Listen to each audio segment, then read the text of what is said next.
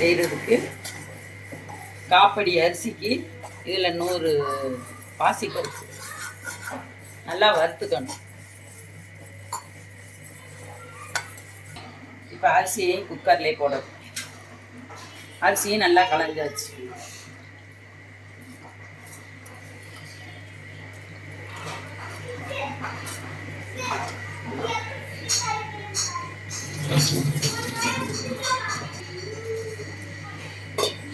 கொஞ்சமாக மஞ்சத்தூள் லேசாக போடணும்.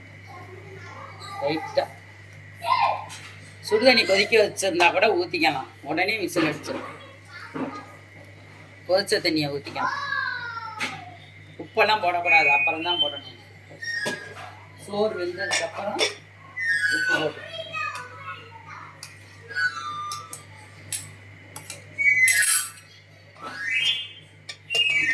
இப்போ குக்கரை தூக்கி அடுப்பில் வச்சிடணும். 3 விசில் தான், இறக்கிடணும். குழஞ்சிடும் நல்லா.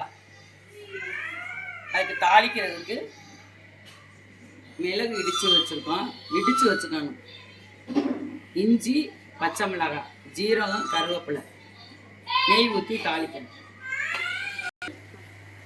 நல்லா வெந்துடுச்சு 3 விசிலுக்கு. இப்போ தான் உப்பு போடணும். வெந்ததுக்கப்புறம் 1/2 டம்ளர் பசும்பால் ஊற்றணும். காய்ச்சின பால். தேங்காய் பால் இருந்தாலும் ஊற்றிக்கலாம், நல்லாயிருக்கும். நாங்கள் பால் ஊற்றுவோம். இப்போ தாளிக்கிறதுக்கு ஆயில் ஊற்றிக்கணும். ஆயில் கொஞ்சம் ஊற்றிக்கணும். Refined oil.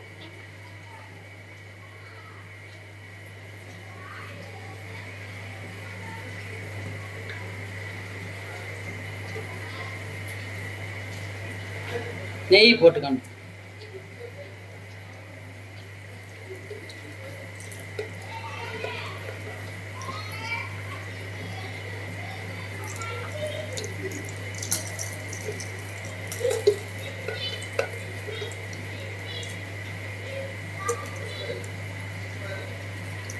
நெய் நல்லா 3 ஸ்பூன் போடணும்.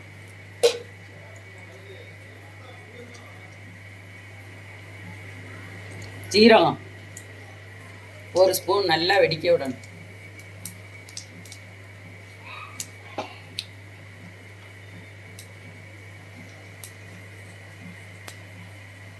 மிளகு இடிச்சு வச்ச மிளகு,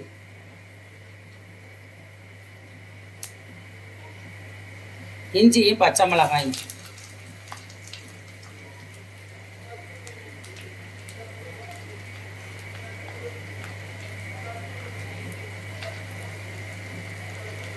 இஞ்சி நல்லா வதங்கணும்.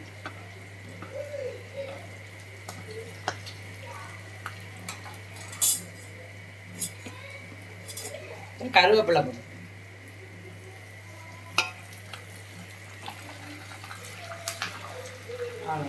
தாளிச்சு ஊற்றிடணும்.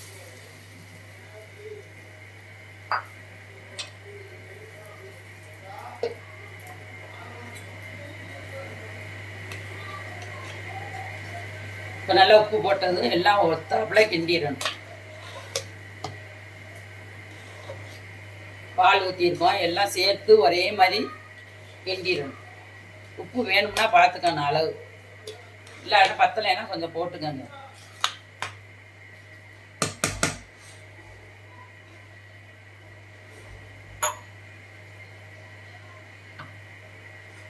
தேங்காய் சட்னியும் பொங்கலும் ரெடி ஆயிடுச்சு. பிடிச்சிருந்தா லைக் பண்ணுங்கள், ஷேர் பண்ணுங்கள், சப்ஸ்கிரைப் பண்ணுங்கள்.